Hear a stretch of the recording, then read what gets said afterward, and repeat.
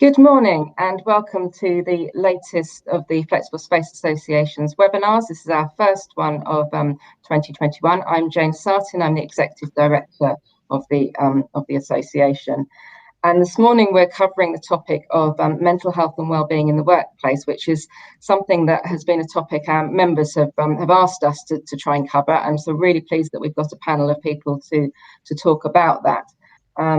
So in a moment, I'll introduce them, but just a couple of sort of housekeeping bits. First, there is a facility to type in any questions that you might have in the chat box, which is on your screen, and we'll either try and pick those up as we go along or at the end. And we've also put together a resources sheet of useful links on the topics that we're covering, and that can be downloaded from the event board, which you should see on your screen, and we'll also circulate that afterwards and make it available on our website. So if I can ask each of our panelists to introduce themselves, starting with Lauren. Hi, so I'm Lauren Adams. I am the HR Director for the CBI, the Confederation of British Industry. So we're a membership organisation which work with a lot of businesses, probably including many of yourselves. But as an employer ourselves, we're an SME, so we're just under 250. And yeah, obviously I'm here for two angles really, kind of the membership and business aspect, but also as an employer. I myself have got unfortunately or fortunately experience with mental ill health myself, so hopefully we'll be able to draw on some of those kind of issues and how they've played out in my employment too today. Okay, thank you. And the Flexible Space Association is a member itself of the CBI, and I know that some of our members are directly members as well. Alexandra. Hi, my name is Alexandra Brunner. I'm the Chief Operating Officer for Clockwise, a co-working operator, currently having 7 locations across the UK. So therefore is SME as well, but with big expansion plans. I've over 20 years experience in hospitality. So I've seen as an employee and as an employer, the good, the bad, and the ugly. So, and we're now in Clockwise, making sure with the team that we'll just be the great. So I'd like to share that. Great, thank you. And finally, Sami. Hi, I'm Sami Hindmarsh, and I'm the Events and Admin Coordinator for the Deep Aquarium in Hull. I work at the Business Centre, which adjoins the big aquarium, and I'm also a mental health champion for the business as well. Thank you. And the only one of our panelists with penguins on site today, I expect. Just over there. Yeah. So I've got a few questions to run through, and as I say, if anyone watching has ones they want to throw in, then do add those to the chat box. So to start with, sort of overarching question is why is mental health and wellbeing something that employers should be focusing on? And perhaps we can start with you, Lauren, as the sort of employers' organisation, as well as within your own organisation. Yeah, absolutely. I mean, oh gosh, there's just so many reasons. Obviously, on paper, the long-term business case that you'll have seen kind of HR teams and businesses go to your exec boards with are around productivity of the business. We know that healthy, engaged staff perform better, and that will impact your bottom line and all of that fantastic stuff. But I think that's all absolutely true. And we've seen, out of even, the 2008 recession, that businesses who had strong well-being and mental health action plans in place bounced back better and quicker. So when we kind of replay this into today's world with COVID and obviously what number of businesses go through, we know that there's a really, really strong business imperative to take care of your staff and their well-being. Then from the human aspect and from the HR aspect, which obviously is a big part of my role, I have seen and experienced firsthand over the years the way that work and employment can be an enabler of good mental health. if it's done properly. And it can be something that, really, really supports people and can make a huge difference to their lives. But equally, if you haven't got those supports in place, it can be an enabler of poor mental health. And I think there's a really strong obligation on businesses and employers now to make sure, as Alexandra said, that we are on the right line of that we're on the great side. Because I've seen first and felt firsthand, just having those small things in place can make such a huge difference to people's lives. We spend so much time at work, and I think employers and businesses are uniquely placed to be able to impact just such a mass cross section of the population. So for me, there's the business need and there's the human imperative too. Okay, thank you. Alex, would you add to that? Yeah, I will probably add that if, as an employer, we don't make it a priority in our business, it'll become a priority. Usually, mental health only crops up on the list of priorities when things go wrong and you're too far down the line. It should be center of the whole process, from recruitment, from the way policies are run and how we run our business on a day-to-day basis. So it doesn't have to become a crisis or an unfortunate situation, because usually at that point it's too late. Great, thank you. Sami, anything further on that?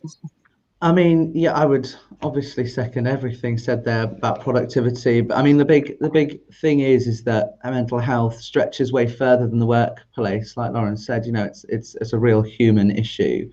Workplaces where we spend a huge amount of our times, but a statistic that just came out from the NHS was 1 in 5 people are taking medication for depression, and that's just depression, and that's just medication. That's just people who have noted it. So that's a huge, and that's just in COVID times, and that's a huge statistic that's really mind-blowing. And it just kind of highlights the reason why it's so important in the workplace and out of the workplace in terms of remote working to stay mentally well, and the obligation now of an employer or of an organization to ensure that those safety precautions and that support network is there. Yes, and work is perhaps even more all-encompassing at the moment when so many people are working from home. It's very, very challenging at the moment. So moving on to some more practical elements, it would be good to hear if there is an overview of practical steps that you've taken in your organisation to help improve the mental health and wellbeing of staff. And perhaps Alex, on this one, we can start with you. Yeah, I think first thing to do is really review what your current process is. Get the team involved on all levels from day one. Just asking them what they want helps. We've just done that recently and reviewed the benefits and have been able to replace some benefits that were barely used or weren't really of benefit to the teams and their well-being, and have been able to replace them with others that had a really great positive impact on them and on their wider life as well. So getting the team involved early and reviewing on how to best use your resources and put them into places where it has a big impact. Okay, thank you. Sami, can you talk a bit about what you've done at the Deep? Yeah, I mean, we're really lucky here. We've got a really strong sense of well-being at work, a really dedicated team. And we, in 2019, in June, we signed the Time to Change pledge, which basically we pledged to prioritize and support mental health in the workplace, which was a big step. And even though before that it was a really big key issue, it really sort of, on the public face of it as well, was a fantastic step forward. And from that we created mental health champions, which sort of sit in most departments through the Deep, and I'm one of them, who basically are sort of beacons for signposting, which straight after we made the pledge, there was an increase in people asking for help at work, and that was a really big step forward. in terms of how our organisation ran with mental health. I mean, other little steps that come from that. I mean, the support that we get from Mind, Hull and East Yorkshire is massive. The workshops that we get, you know, to be part of is fantastic. And then other little initiatives, for instance, you know, we initiated quiet rooms, quiet spaces, timeout spaces. We had sort of wellness bingo, you know, all these sorts of things that came out of it. That was a really key time for the Deep to sign up to Time to Change. So and getting people talking about it and thinking about it as well by doing those things. And Lauren, examples from the CBI? So at the CBI, we take kind of a three-pronged approach, I suppose. So the first element is as Sami's just said, definitely breaking down the stigma around mental health and making sure that it's led from the top. So we do a huge amount of kind of work to raise awareness around mental health and empowering people to be able to talk about it confidently. So we do a lot of comms, we do a lot of blogs, we do a lot of sharing experiences, signposting of aids, and we've definitely just kind of made it front and center, and we expect everybody from leadership down to be really kind of open and communicative about it, and it's built into organization objectives and all of that stuff. The second thing, which I think is probably really relevant to today, is this piece around early intervention. So it's definitely, as Alex said, it's trying to put things in place so it doesn't get to that crisis point. So we promote a lot of free mental health apps. We promote our employee assistance program, our private medical insurance. We've worked with quite a few benefits providers to just make sure that we've got, I suppose, tailored but accessible mental health support for a range of people, because some people won't feel comfortable going to their GP. Some people won't feel comfortable talking face to face. So some of the things that we've got are more like online apps that they can kind of text on and WhatsApp and things. So a huge range really, and drawing on a lot of freebies that are out there as well, which is always helpful at an SME and in particular, I think. We also, you know, similar to what Sami said, we, in the prevention piece, have got our mental health first aiders, and I won't talk about them too much because I think we probably will throughout this conversation, but very similar to the champions, they work with managers to just, and with staff to just be able to spot the signs that somebody might be struggling, have that conversation and signpost them to the relevant support. And then the last thing that's kind of key and is critical, I think, to any business who does this well is making sure that your managers are equipped, because it is such a difficult, you know, and complex matter. You want them to be able to have those conversations sensitively, helpfully, and also to just not feel overwhelmed themselves with it. Because it is quite a big responsibility. I feel that as a manager sometimes, and I've been on the other side of it. So, you know, a lot of support for managers and training where we can. And another big thing, which has just been fantastic for us, is making sure that each team has their own personalized mental health action plan. So it's just a really simple document that the team create with their manager to just kind of think about tips and tools when their mental health is struggling. Anything from go out for a lunch, a walk at lunchtime, through to, you know, quiet times, whatever it might be for that person. So that's our approach, kind of three-prong, and it's worked really well for us over the years. Okay, thank you.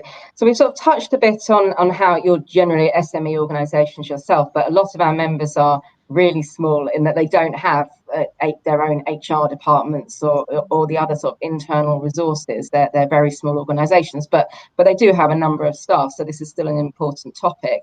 Do you have any tips for them on simple steps they can take to improve the well-being of their staff? Perhaps Sami, start with you on that one.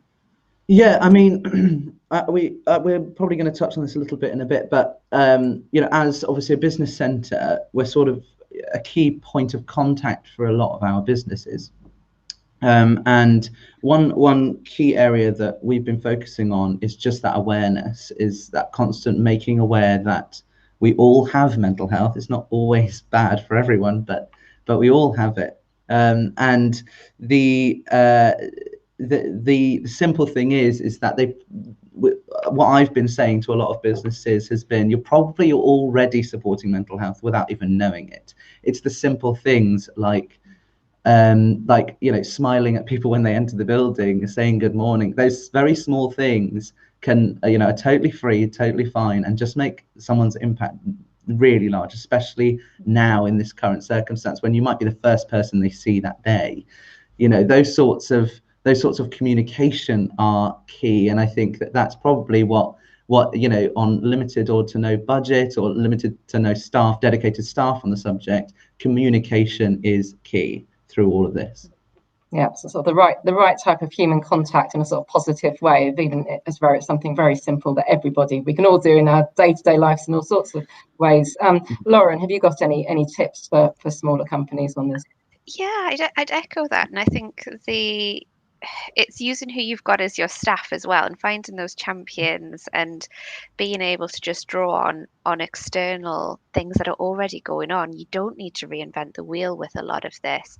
I mean, even the mental health at work website has got so many materials on which you can just download and steal from other organizations because they want you to have them, because they've already done that thinking. And yes, you might need to tweak it a little bit for your organization, but why not just look at what's out there already. You don't need to reinvent the wheel with these things. A lot of the things that we've done as well that have been most effective are the things that have taken the least time and least resource and the least brain power, to be honest. It's things like a buddy program. It's things like just setting up we call it coffee roulette, where basically we just match people in little groups to catch up and have coffee every week or so, to just replace those kind of, because we're all at home, those conversations that you used to have around the office. It's just those simple little things. But again, I come back to making sure your managers are equipped to have those conversations, and everybody feels confident too, because they're the kind of the enablers of a lot of this. But yeah, there's a whole lot out there that you can steal, and it doesn't take a huge amount of resource, I'd say. Yes, it's perhaps sort of not being scared of the subject, because there is a lot of help there. Alex, anything that you'd add finally? I think especially for SMEs and smaller businesses, employers always think they have to be the ones who initiate everything. So what I would probably say is, and encourage employees to go on sites like from the charity Mind. There's a questionnaire on there that you can fill out, and you can take it to your employer and say, look at this, and I think this will be a decent action plan. We always think we have to do everything for our employees, and rather than trusting them a bit and saying, can we do this together, or can you help me with that? So I think that's probably the biggest tip for especially smaller operations. Okay, thank you. So sort of linked to this, and Lauren, you touched on this before, mental health first aid and maybe other training in this area. Is that something you'd recommend, or any other schemes on that? So yes, if you can, if you've got the budget and you've got the resource, then yes. We do it as a CBI, and I've been a mental health first aider in previous organisations. But I'm well aware that it's not a possibility for some people, because you need to have a little bit of budget to do that. I think that if I can be honest, they actually, as a group, only really came into their own during the pandemic. We probably weren't utilising them a huge amount before, but they have been invaluable in just having those informal check-ins with people, and just being there as somebody more on a peer level, rather than it being their manager or HR that they can just reach out to and say, oh, I'm struggling a bit with this, can you signpost me in the right direction? Or sometimes they'll flag, oh, I'm a little bit worried about Joe Blogs, what do I do here? So they have I can't lie and say they haven't been incredibly useful for us during the pandemic. But I do equally at the same time think that you could probably do very similar if you haven't got the budget, just through upskilling, a small group of yourself from some of the materials from, say, Mind or elsewhere. And it's just about having those people who feel a little bit more equipped to have those conversations. They're not there to replace medical advice. They're not medical professionals. It's just about recognizing the signs that somebody may be struggling and being able to signpost them in the right direction. And Sami, I think this is something that you have experience of. Is it something you'd recommend? Yeah, I mean, having done mental health first aid and having a few of us here, it is a key. And I think the thing that really stands out for me is the fact that an organization often has sort of action plan, a bit, Lauren has this down to a T, it sounds like, but having action plans for physical health and safety in the workplace. You have multiple different sort of policies, procedures and all that, but well, according to the new NHS executive for mental health, very, very few workplaces or organizations have an action plan for mental health. That's key, really, especially for if you have more than 10 employees. You really need an action plan, and that's what having mental health first aiders can just put in there. We've been really lucky in the fact that we get together and we talk about how things are and what's going wrong, where is it going wrong, and been able to just implement those tiny changes that just make people's lives better. And along with that, the training. I mean, we Freya, the head of business and corporate, has really great connections in terms of she has laid that groundwork to be able to reach out to other companies. We've got companies in the business centre who are ace at it. We've got Andy's Man Club, which is a suicide prevention group for men, and the First Ladies, which is a suicide prevention group for ladies. I've been able to sort of nab some side training off them when they run their courses. Just get into a room and just watch the videos, learn from people, listen to nurses, listen to health workers. And so, having those, reaching out to those other companies, like Lauren was saying, is a really great way of utilizing budget. As a charity, we don't have huge amounts of budget for anything, really. So we're constantly trying to find those ways to be frugal, but make sure that we're supporting mental health, and those have been really key for us. Yeah, so sort of taking opportunities and looking for opportunities as well, and there are a lot of free resources out there. Alex, is there anything else that Clockwise are doing in this area that you'd recommend? So we have taken the strategic approach to make sure that we have mental health first aiders in each of our buildings. Out of the simple reason, each building has their own microclimate, their own microculture.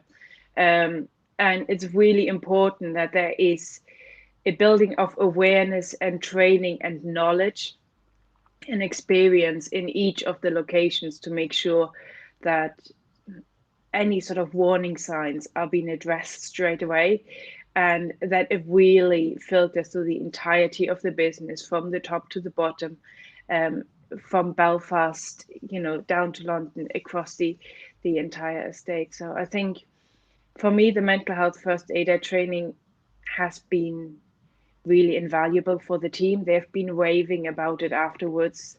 They've been hugely engaged, and we can see some really great conversations coming out of that. And we have been able to facilitate most of them with our partners during the pandemic in lockdown. You don't need to get into one room together to have those meaningful conversations. Yeah, that's all really helpful, I'm sure, as sort of advice to people watching. So in different ways, you're all at organisations that have a focus on customers or members, have you found ways to extend wellbeing support to people who aren't directly employed by your organisation? Lauren, perhaps start with you. And actually, we invited you to join this webinar after a colleague had watched a webinar that you were doing at the CBI, so that sort of proves itself. But are there other things that you're doing as well? Yeah, so obviously we have been doing webinars, and definitely keep an eye on the CBI website and Twitter and LinkedIn and all of those social media things for when we're promoting that stuff. But we've got a report which sets out how people can create a mental health strategy called Front of Mind. You can get that off our website. And there's also, again, just a bunch of free resources, signposting, and I guess I hate this term, thought leadership, on mental health. So yeah, we've kind of just made them as accessible as we can to not just members actually, but the wider business community as well. So yeah, there's quite a lot of stuff, and we've also got at the CBI kind of as part of our people and skills policy team, dedicated policy resource as well, which if you're a member, then you can tap into. Okay, thank you. And Alex, is this something that Clockwise look at with your clients? Yeah, we do. I mean, we'll send out every Friday a Wellbeing newsletter. So it's not a sales tool to our members. We're the home for hundreds of small and medium-sized businesses. So I can see from the readership and how many people are engaging with it that it's a dearly loved support on a Friday afternoon for a lot of our members. But what we also do is we're working with a company called Mind Up, which is a great tool that allows mental health support for our employees. And for a lot of businesses, it's unattainable to purchase something like that. So we've set it up in such a way that our members can benefit from it as well for their employees. So any initiatives that we're doing for our employees, we strongly believe that we'll just push it out to our members as well to give them the same opportunities. Great, thank you. And Sami, anything to add to that? I mean, in terms of clients, I won't delve too much into the customers of the aquarium, but in terms of clientele, before the pandemic, because this is going to last past the pandemic. I keep thinking about the pandemic, but it's going to last past that. Mental health is an eternal thing. So, before the pandemic, we did our Time to Change Day and our Mental Health Awareness Week and Mental Health Day. We extended them to clients. We had a room filled with cake and coffee, invited them in, chatted to them, gave them resources there and then, because we found that a lot of companies won't necessarily reach out to a lot of our clients, won't necessarily reach out in terms of mental health. Some are very good, making aware, but giving that opportunity to them has been really great. And companies, it was a great way to meet people, but two, it was a fantastic way to sort of open up these conversations and have a smiley face there and say, it's not all doom and gloom. There's great resources, and even if you don't need them now, it's great to know, to be able to reach out that arm and say, here you go, there it is. And have you, Sami, has any sort of particular successful initiatives during the pandemic that you can touch on this subject? I mean, that's a really good question. I think that we have extended conversations to our clients during COVID because we haven't been able to do the nice events with cake that we would want to. We did I think it was the last Time to Change Day or last Mental Health Awareness Week. We did an initiative where we reached out and said cake at the desk, I think it was called, or coffee at the desk, cake and coffee at the desk. And the idea is that people take a picture and send it in to say, I'm here and I've got the cake, and what cake have you got? And just begin those conversations. We found that food is a great way to bring people together, as and start talking, and eventually those conversations evolve. But also just to make people talk, just to get those conversations back. It doesn't have to be an immediate conversation. It can just be a post on Twitter that people interact with, or a poll on Instagram, on LinkedIn that people start engaging with, and those sorts of engagements are really great for people who are not that hot on verbal conversation. A lot of people communicate non-verbally, but also seeing pictures again helps with the non-verbal, helps with the sense of another human being there alongside you in spirit, if not in person. Yeah, and although I think we've got generally a lot more used to talking to each other over screens over the last year, it's still not the most natural thing, is it, for anybody really? Alex, have you got examples of successful initiatives during the pandemic that Clockwise have undertaken? Probably the one that was most successful, and also the absolutely cheapest, because it didn't cost us a penny, was we introduced the wellness hour. So we gave every employee an hour a week. It didn't matter when they wanted to take it. They could take that hour during the working time. And the only premise was that they won't be working at that time, and that they're just focusing on themselves and what makes them happy. And if they wanted to, they could share it with us. And oh my God, we got overwhelmed with posts and videos and stories and thank yous from a little brother because the sister surprised him out of Sartin for a birthday lunch at McDonald's when he could stay go. Others were going out for a run in the morning, or just for a stroll, or managed to get to the hairdresser, or finish early. It was just so varied. But it wasn't only the hour, it was then the sharing of what was the decompression for them out of work, and sharing the non-work piece. That, yes, it's something that was absolutely amazing, and something that we'll probably continue to do, because yeah, really, it was very overwhelming to see all of those. Yes, I saw some of the posts on LinkedIn from Clockwise staff, and there was some really, I think a donkey sanctuary featured at one point. I remember seeing yes, all manner of things. Lauren, have you got an example of successful? Yeah, I'm gonna cheat and give two. The first is more an approach, but just something that I think is important that we haven't touched on, is we made sure we were paying attention to, I guess, how it could impact different groups of employees. So we paid a lot of attention to working families, and we worked with our working families network on that. And we've kind of got a few initiatives just tailored for those who are caring, have got dependents through the pandemic. Same, we worked with our race and ethnicity network, because we know obviously that they've been disproportionately impacted by the pandemic. So again, we've had a few separate things for those. So we've made sure to still look at it through quite a few different lenses, which I think has been important and really well received by our organisation. On the quick wins, and again, it was a freebie.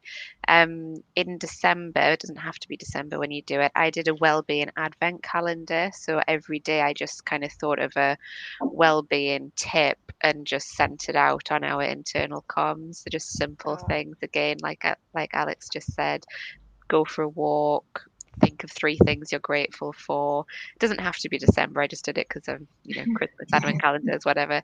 But it's a nice thing to do for probably at the minute as well, actually, when people are down during lockdown, and people really like that. Yeah, so sort of easy initiative to undertake with fairly, but could have a real impact. So sort of looking ahead, obviously a lot of people have been working from home, and it will be at least a year probably by the time that sort of begins to move back to the office, and they might be feeling anxiety at the thought of that return. Do you have any advice on how this can be managed to ensure that staff have that support? Lauren, perhaps start with you on that one. Yeah, I know actually that the Money and Mental Health Institute just did a bit of research on this yesterday, which I haven't read yet, but this was one of the key findings, that people who have got pre-existing mental health conditions are in particular very anxious about the return.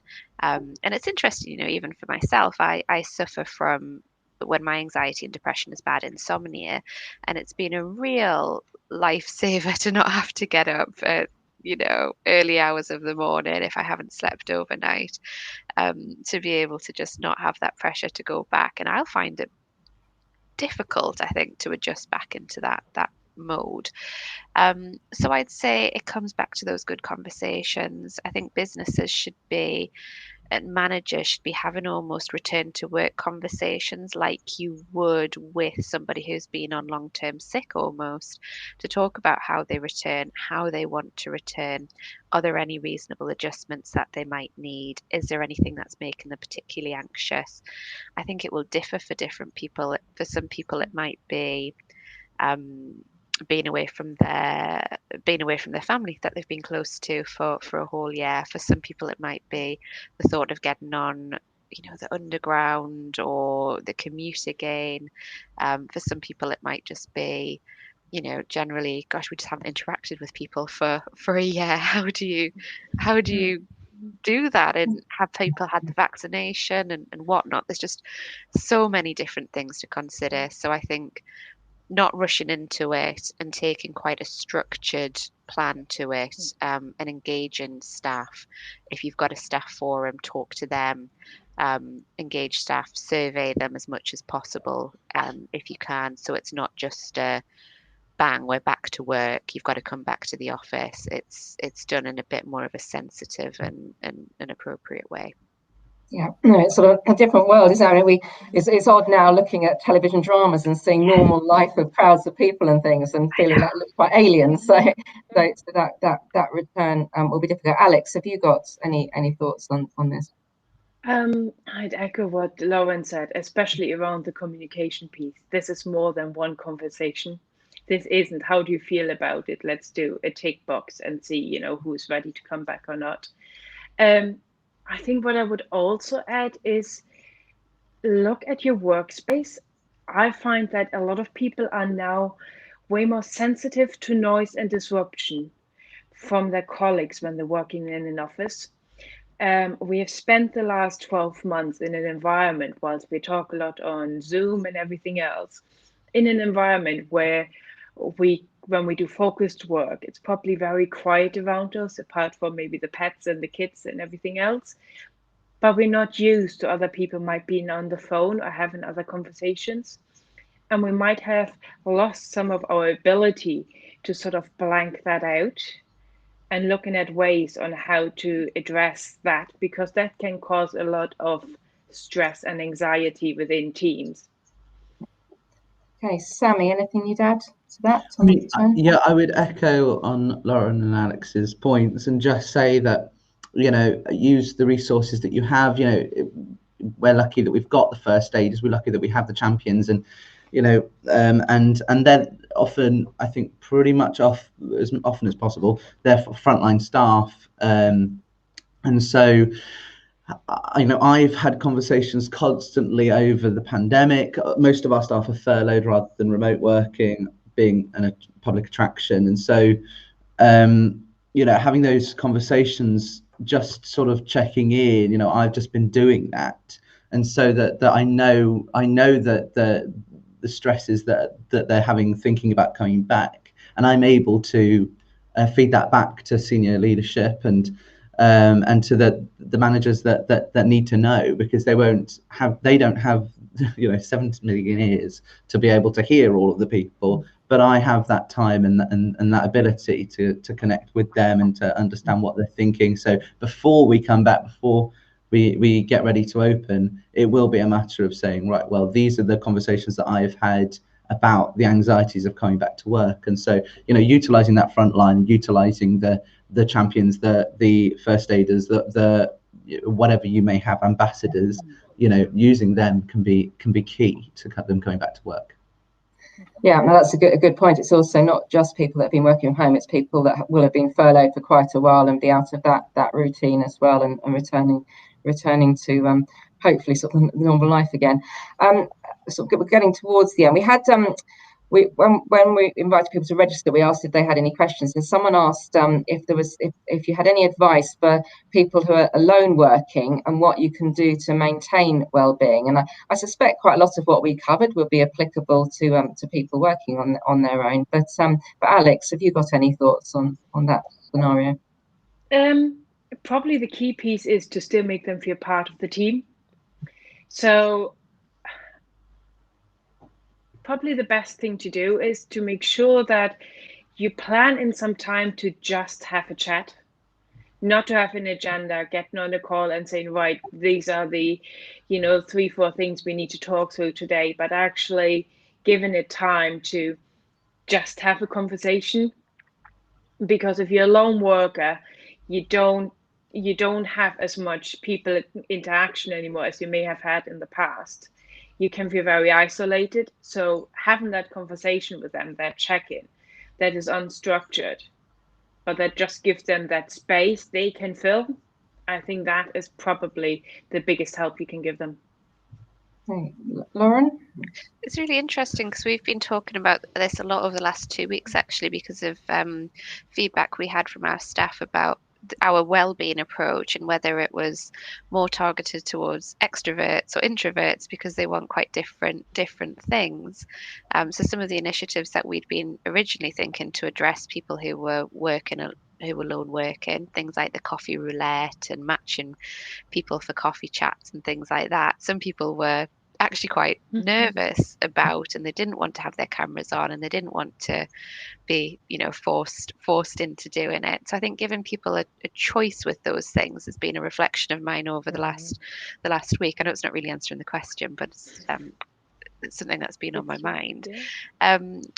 We've also thought about it in the sense of lone working in the office, because we have had 1 or 2 people who've continued to go into the office because of various circumstances, either their role or at home, and that's been quite odd for them, having to go into what would have formerly been a really big, busy office, and they're just kind of sat there by themselves. So making sure that you've got, if you're in that lone working category, that someone always knows where you are, that the health and safety stuff's still all set up, and that you're still reaching out to people, especially if you're a manager, reaching out to them and just checking that they're okay. So that was something that we did on the office lone workers, which has been something for us because we tended to have at least 1 person in each office.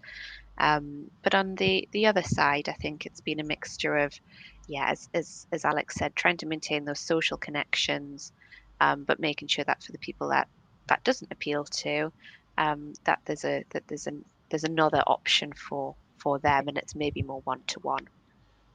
Okay. Sami, that's probably covered quite a lot of ground. Is there anything that you'd add? Yeah. I mean, the only thing I'd say is that, we in the business centre, we usually have a team of 3 working over here, and now we've got a team of 2, which the one, we've lost a third of the workforce, not lost, but they're on furlough. And we've just come up with our own things. I don't even know if we thought of it as mental health wellbeing, but looking back, it probably is stuff like the time Freya and myself were living alone in our own houses, and so we thought, right, well, rather than going home and cooking a big meal, we'll bring one in each other day. So we started cooking for each other.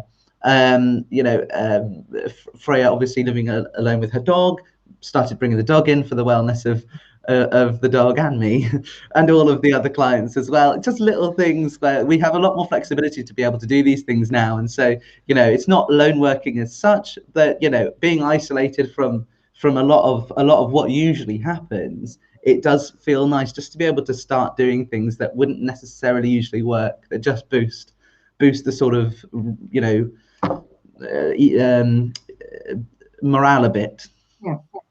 Yeah, and I know that quite a number of our flexible workspace operator members do allow dogs into their offices and see that as a well-being area and for everybody. Unfortunately, the office we're in doesn't. So my colleague's dog we can see on the screen at the moment, which is very nice, but it would be quite nice when it comes to the office. So as a sort of final question, can you each give one top tip that people can use today to start the process of improving the mental health and well-being in staff in their workplace? And start with Lauren on that. Oh gosh, I don't know. I think if I go back in time, it was just starting the conversation. So breaking down the stigma. Um, I think that is the first way, especially if you're part of an organization where it hasn't been part of your DNA before. Finding somebody or a few people who are willing to start that conversation and share their experiences for us was a real turning point. Okay, thank you. Alex? Probably something I've taken away from a forum I was on just a couple of weeks ago. The Matus study that came just out over in the US, sat on a forum with them. And the top answer that came out in regards to changing the environment in the workplace and how people feel was something they coined as workplace decency, which was around being present in conversations, taking that time to really sort of be in the moment rather than trying to do 20,000 other things, emails, little messages cheekily on the side, etc. It had to do with making sure that when you are back in the office, that if you're going out for a coffee, that you're making sure you're getting a coffee for all of them. So it is and that's why I like the word of workplace decency. It is just to be aware and respectful of everyone in the group and in the surroundings and in the team, and don't ever feel that you're leaving somebody out. Because it was for the majority of people that responded, and there were over one of the biggest workforce studies that was done now in the last year. And for all of them, it had to do with all of these small pieces, these small moments where somebody just didn't pay attention or didn't think and hurt somebody's feeling, and it's not being mentioned then, and it starts grinding away, and that's how things start. So yeah, Okay, that's probably it. thank you. And finally, Sami. Yeah, I mean, it kind of bounces off, for me, it bounces off what Lauren was saying at the very beginning about about sort of the way that they sort of monitored and evaluated the mental health in CBI. And that is a kind of key thing, I think, is first off, you need to know what your workplace looked like, the kind of map of your workplace in terms of what are the the bottlenecks of ill mental health, what's the department that has people flailing in that area, is there support there, and then to build on that and say, right, okay, where does need the support, because there's no point in throwing support everywhere willy-nilly. You might as well really look at it, really evaluate where it is. And there's a fantastic, annoyingly I didn't remember where the new initiative was, but I saw it on LinkedIn. So if you sort of search through a LinkedIn hole, you might find it. It was that they have a new way of monitoring, a proposed way of monitoring, where it's employees wear wristbands and just tap on one of the things whether they're happy or sad. And that's a very basic, very, very basic version. But it's a really interesting way to kind of see throughout the day what kind of time of day are people feeling down? Are people not feeling happy? Is it when they first arrive? Is it it's lunch? And so you can just really get a good map, a good sort of timeline of people and their mental health. And so that's probably the big tip that I'd say that we've really benefited from here. Okay, well, thank you very much. I think this has been a really interesting discussion, and I'm hoping it will be useful to people watching. If people watching have thought that and want to share it with colleagues, we will be putting this onto our YouTube channel probably later today. So thank you very much to Lauren, Alex and Sami for giving us your time this morning. We're working at the moment, I think, on 2 or 3 further webinars that will be coming up, and we'll be sharing information on shortly, so keep a lookout for those, and thank you very much and have a good rest of